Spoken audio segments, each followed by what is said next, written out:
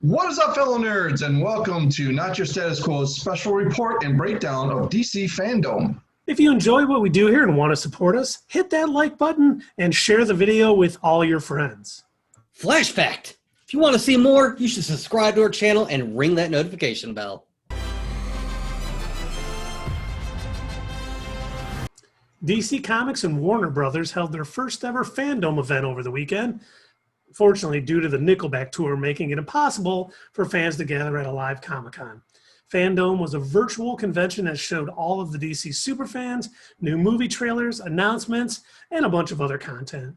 Your fellow nerds watched the whole event, and now we're here to share with you what we thought was some of the coolest stuff. First up was Wonder Woman 1984 panel, where we got a new trailer with plenty for fans to love, and it gave us our first official look at Kristen Wiig's Cheetah in her fully transformed state, turning her into an apex predator. Yeah, Cheetah looked really cool, and I think this trailer definitely confirms Keith's theory on Max Lord and the Wishing Stone. I like how it shows there's still going to be levity in the film. I like how Steve Trevor is still totally in character when he tells Diana that she knows what she has to do, and that is to give him up to save the world. He's always a hero, that Steve Trevor. So the more that I see through these clips and images and trailers, the more I'm really looking forward to this film. You guys know this. I love every bit of the 80s aesthetic from all of those old TVs that we saw in that one scene, all of the computers, Steve Trevor in the parachute pants. And honestly, I think Keith and Dave, you guys really hit the nail on the head with the whole Wishing Stone idea, you know. We talked a little bit about this in our Wonder Woman 84 Theory Palooza, but it's really in the forefront of this trailer. Max Lord is, promising to give people anything they want, anything they dream, but we obviously know that's going to come at a price. Yeah, and for Diana, that's obviously to give Steve back, but for Barbara, it's basically to have the power of Wonder Woman. As she puts it, you've always had everything while people like me have had nothing. Well, now it's my turn. Most of the trailer focuses on Barbara and her transformation. We see her acting almost as a bodyguard for Max Lord as she slowly gains more powers and confidence. At one point, we even see her dive and twirl right into Wonder Woman, who at this point looks like she's weakened. Towards the end, we finally see the fully realized Cheetah facing off against Wonder Woman, donning her Golden Eagle armor, while she says the emotional line, "Barbara, what have you done?" Or what did you do? So obviously that was the biggest news out of the Wonder Woman panel, but let's talk about everything else. Myself, I didn't really learn much from the rest of the panel. It seemed like a bunch of silly questions from fans. Don't get me wrong, this is totally fine. And it was cool to see Gal Gadot, Chris Pine, Pedro Pascal, and Kristen Wiig up on the screen with Patty Jenkins when Gal says how lucky they are that they all have such a great chemistry together, you can really see that. And I'd say my one takeaway from the rest of the panel, and I kind of mentioned this to Keith while we were actually watching it, was something that Patty Jenkins had said. Oh, are you talking about that line about how great it will look on the big screen? Yeah, exactly. So she says, we all worked so hard to bring something that would be a big, visual, spectacular, great time. So we're going to stick it out. We believe in putting it in the cinema. So I guess we're not going to be seeing that on HBO Max anytime soon. And honestly, the trailer had everything that I was hoping for from the panel, Wonder Woman and Cheetah battling. I cannot wait to see it in theaters, and it is still scheduled for October 2nd, 2020, but we will see.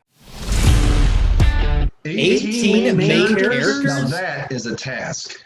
So the 2016 film had about 9 or 10 main characters, all depending on, where you want to put Jared Leto's Joker, preferably in the trash, and Amanda Waller in the mix. So I'm kind of thinking we should expect at least maybe 6 very explodey deaths. Well, either way, I'm excited because this DC FanDome panel finally revealed the cast of James Gunn's Suicide Squad.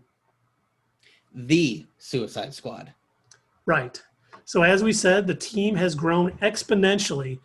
Notably, Idris Elba is playing Bloodsport. Who is in prison for shooting Superman? John Cena is Peacemaker. Fun fact, Peacemaker and Harley Quinn are the only Task Force X, aka Suicide Squad, members to have their own comics. Pete Davidson will play Blackguard. Michael Rooker is Savant. And Nathan Fillion is TDK, which supposedly stands for the Detachable Kid. I'm sorry, but did you just say Detachable Kid? I mean, who is that?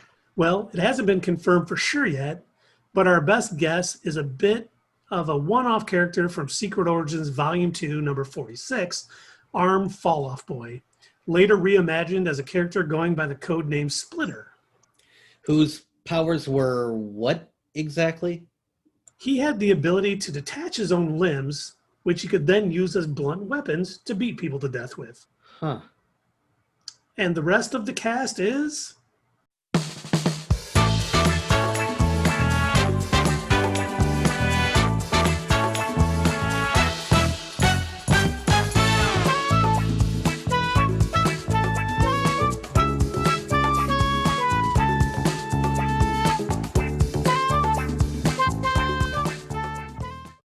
Now, is it just me or does Peter Capaldi look almost like Craig Ferguson?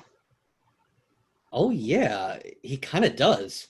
Huh, neat. Overall, I think the behind-the-scenes footage looks pretty tight. Normally, I'd say that it'd be hard to weave a great story with so many characters, but we did get a tweet from James Gunn after FanDome was over, and it reads, and I quote, "DC FanDome is over. The Suicide Squad lives on, at least until a good amount of them get massacred in August 2021, end quote. So it sounds like the overcrowded cast won't be a major issue." With James Gunn running this show, this could easily rival Guardians of the Galaxy. I mean, by the way, I love how he just rips on Michael Rooker the whole time during the panel. Flash fact. There is going to be a movie. Probably. At some point. The ever-changing Flash film has evolved a lot over the years and has seen many directors come and go, but it seems that its final form may have been worth the wait. The panel revealed that Flashpoint is the overall premise, which, as we all know, means multiverse. I like how there seems to always be kind of like go-to story arcs for movie versions of a lot of our favorite comic book characters. Whenever you see Superman, he's always facing General Zod or some sort of other evil Kryptonian. Batman iterations, the directors always want to use pieces from The Killing Joke or The Dark Knight Returns. And of course, Flash has Flashpoint. So we've already seen this done in both the CW series and, in my opinion, the very well done Justice League, The Flashpoint Paradox. And today's brief panel featured directors Andy and Barbara Shuzzi, writer Christina Hodgkins, and star Ezra Miller, who offered up some tongue-in-cheek flash facts. Flash fact. Yeah, flash facts, like Superman was a vegetarian and he liked Metallica. In addition to that, we also got a first look at some incredible concept art, which included the character's new and improved suit. Which, according to this panel, was designed by Bruce Wayne, who I guess is more and more the Iron Man of the DCEU. With both Michael Keaton and Ben Affleck back in the fold as two different versions of Batman, we knew this Flash film would introduce the multiverse concept to the DCEU, and this panel did confirm that. Now, this could mean a couple of things. It could reset the DCEU and erase the horrible movies that it has produced so far, with a few exceptions. Or it could create a bunch of unrelated movies that all happen in different universes, so there's no crossover for like a good Justice League team-up. In addition to confirming that the film will be an adaptation of Flashpoint, the panelists hinted that nothing is off the table when it comes to where that might lead. The video included clips from Lego Batman, Constantine, and more. And as you know, it's Barry's attempt to save his mother that's at the center of it all. Flash fact. Michael Rosenbaum, best known for his outstanding portrayal of Lex Luthor in Smallville, voiced the Flash in the Cartoon Network's Justice League and Justice League Unlimited series. Unfortunately, filming hasn't even started on this yet, so really take all of what we've just said with a grain of salt. A lot could still change before they begin shooting in 2021, and that's if things stay on track. And if they do, we've been promised both action and heart as the film explores Barry Allen's vulnerability and his immense power. Well, Internet, we finally reached a moment many of you have probably been waiting for. Or you were impatient and you skipped ahead in this video. But here we are. Even more Snyder Cut news. Set to the Leonard Cohen song Hallelujah, which Snyder also used in Watchmen, the trailer opens with a shot of Darkseid himself, which was terrible looking. We also got a shot of Desaad and the updated Steppenwolf. On the panel, Zack reconfirmed that his version of Justice League would be released on HBO Max in 4 one-hour installments. We didn't really get a specific release date yet, but we know it'll be at, I guess, some point in 2021. Snyder also mentioned that his version will be available to watch as a complete movie once all 4 parts have been released, which seems a bit strange, if not counterintuitive, to WB's plans to increase HBO Max subscriptions. And don't worry, everyone else. Zack also said that DC is working on a distribution plan for regions where HBO Max isn't available. During the panel discussion, Snyder dropped more details on other characters not used in the final movie, like Ray Palmer, aka the Atom, Martian Manhunter, and the Green Lantern, although he didn't specify which version. Well, this whole panel seemed contrived and rehearsed. At one point, Zack Snyder starts asking some of the fans who were behind the release of Snyder Cut campaign what got them to start loving him and his true vision of Justice League. And I don't know if this was intentional or not, but Zack also kind of let it slip that he had been interacting with these particular fans all along, letting them know the best times and locations to pull off some of their stunts. So every time he acted surprised by all the outcry and demand for the Snyder Cut, it was all an act because he was working with them all along. Hey, got to keep your name out there somehow. I wonder if he was worried about getting work after being replaced during production of Justice League. Also in the panel, it was said that the project reportedly cost upwards of $30 million to produce, and Snyder has confirmed there will be no reshoots with the original cast, using only previously shot footage. There's actually a bit of a controversy on that very subject. As I'm sure all of you guys watching this know by now, the trailer for Zack Snyder's Justice League actually leaked before the official premiere at FanDome.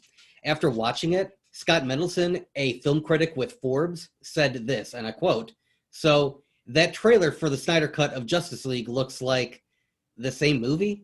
Lots of deleted scenes from the marketing campaign, but otherwise it looks like alternate takes of existing scenes," end quote.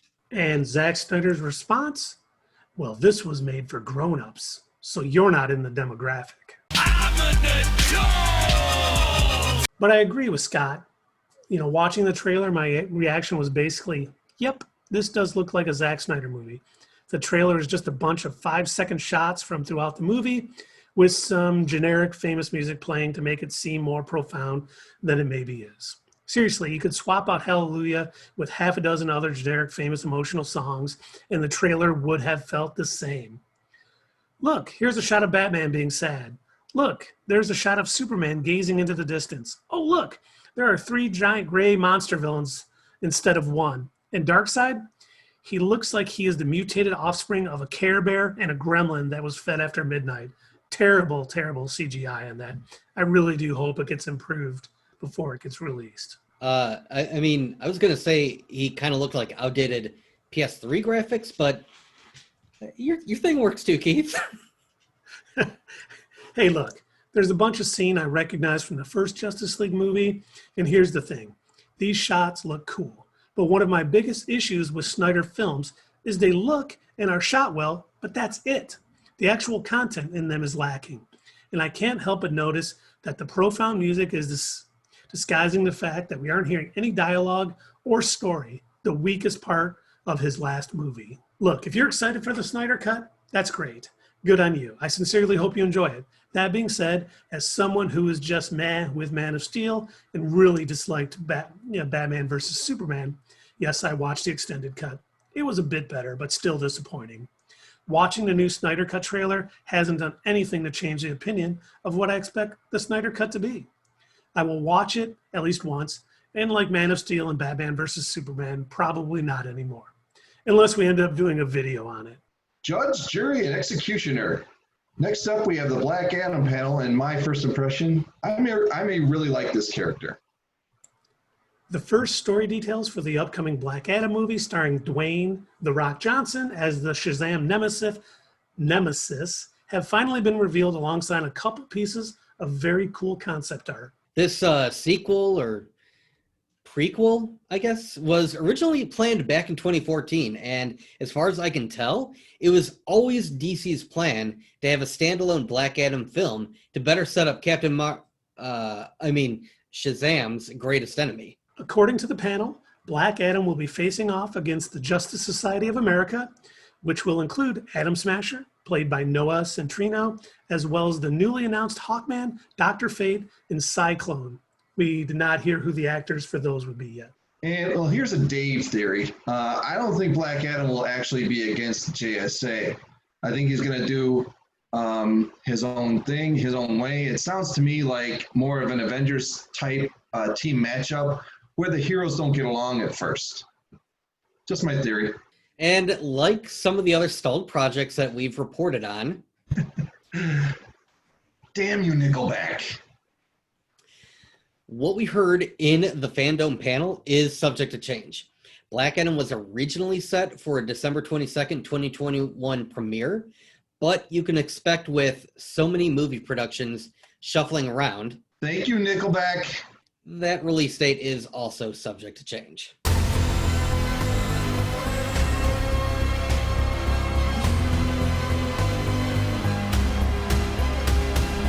Rounding out the DC FanDome was the long-awaited first trailer of Matt Reeves' The Batman. And the background music is Something in the Way by Nirvana. In it, we get a look at Robert Pattinson's darker, disheveled Batman. Darker than Batfleck? We also saw glimpses of Zoe Kravitz as Catwoman, although Matt Reeves stated that she isn't Catwoman yet in this film, Colin Farrell as the Penguin, and Jeffrey Wright as Detective Jim Gordon. And with the what the hell are you supposed to be line, I'm a little worried about yet another origin story. Come on, Dave. You can't have a proper Batman movie or show without the Waynes getting shot, pearls flying, Batman beating people within an inch of their lives, and someone asking, usually in fear, who or what just beat up all of their buddies. They did say that this takes place early in Batman's timeline, but don't you think it's time to drop the whole what are you bit? Personally, I think the footage looked incredible, with director Matt Reeves talking about Batman being the world's greatest detective, showing us a potential Court of Owls tease. I'm really excited about this movie. And like Dave mentioned, this movie being set in year 2, where the Gotham PD show on HBO Max will be set in year 1. So I wonder if we're going to have some synergy between those two. And honestly, there's so much potential for crossover storytelling. And to me, it sounds like they got the right people in the right place. And if by right people in the right place, you mean the casting, then I have to disagree. Can't say I'm excited about any of them. Also, Matt Reeves doesn't have a great track record with my tastes. As far as Batman characters go, like Jim Carrey played the Riddler over the top, as did Danny DeVito with the Penguin. I really hope these portrayals in this movie are a lot more comic book accurate. And not to sound like a broken record, but as is the case with many of the other films that were discussed during FanDome, Matt Reeves stated that the Batman is only about 30% shot at this point. And I think we can chalk it up to yet another delay brought on by the Nickelback reunion tour. Production is scheduled to resume in the UK in early September, but honestly, we'll just have to wait and see. My initial reaction to the overall DC FanDome started with the website, which is not very intuitive at all, in my opinion. It took me a while to figure out that you don't actually click on the calendar event to see the live stream. Instead, everything was a stream from the homepage. Yeah, that was definitely a rough first impression. And honestly, I don't think it was just you, Keith. I misunderstood how this whole thing was going down. I assumed that multiple panels were running at the same time. And it turns out that really wasn't the case at all. It was just one continuous live stream, which really begs the question, why not just make it a YouTube live stream? Why go through the effort to make a less than impressive website just to stream a video? My thoughts on the overall experience, I noticed that everyone kept talking about how creative everyone else was and how all the characters will have new creative twists to them. It was a little off-putting to me, if I'm going to be honest. These characters are popular because of their stories, and most of these stories have very limited screen time. The overuse of superlatives makes me a little untrusting of what is actually coming. When everything is incredible or amazing, it tones down what I expect, because if everything is special, then nothing is. And hey, maybe I'm just a negative Nancy, but I personally found most of this experience a complete waste of time. Look, if I had to actually pay money and travel expenses just for what we saw, I'd definitely be more than disappointed. The fan art was fine. The claymation interludes were completely unnecessary and very annoying to me. Based on the films and the games that were on display, the target audience for FanDome definitely should not have been kids. If we did not need to attend DC FanDome for our job here, I would have been perfectly content waiting a day to watch all of the teasers and trailers on YouTube. But hey, what did you all think? Let's get a discussion going in the comments down below. And as always, thank you for watching.